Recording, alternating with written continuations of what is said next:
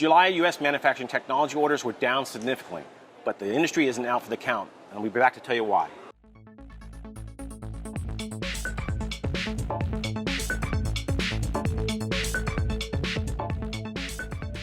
Hi, Pat McGibbon, Vice President of Strategic Analytics with AMT, the Association for Manufacturing Technology, and I'm here on the floor of IMTS to share with you what's going on with the U.S. Manufacturing Technologies Orders Report for July. Bottom line, the numbers weren't pleasant. When you take a look at how we fared against June, we're down 25%. You look at how we fared against July of 2015, we're down 23%. That leaves us year to date down 16%. First 7 months of 16 versus the first 7 months of 15. And it's not a good picture. That's 19 months we've been in a bit of the doldrums, heading down to the bottom. The fortunate thing is, I think we're getting close to the bottom.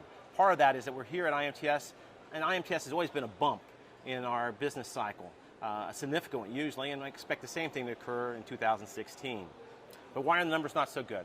I mean, what's happened is that you add to the fact that China and the EU have been in an economic doldrums and their markets have been rather soft. The US dollar has been fairly strong, and so that makes our exports of our key customer industries a little bit soft. And there's no sign of recovery in the energy sector that has been a very important part of our business over the course of the last 3 years. But what really led to the slump is that the two industries that have kept this market going over the course of the last 19 months, the aerospace industry and the auto industry, had their seasonal slump. Then basically in the summer they take the summer off, not only from production or slowdowns there, but as well as their investment in new capital equipment.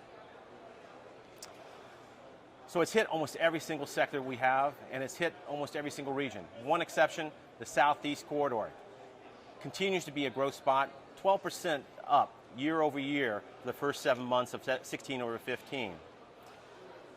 Now with IMTS bump, there's going to be some concerns when we get back home about where's this market going in November, December, January, February, and March. I've spoken to some of the people that are going to be speaking at the Global Forecasting and Marketing Conference in Miami on October 20th. And the news has been pretty positive, with the exception of the energy industry. You take a look at the off-road, construction, mining, agricultural equipment industry.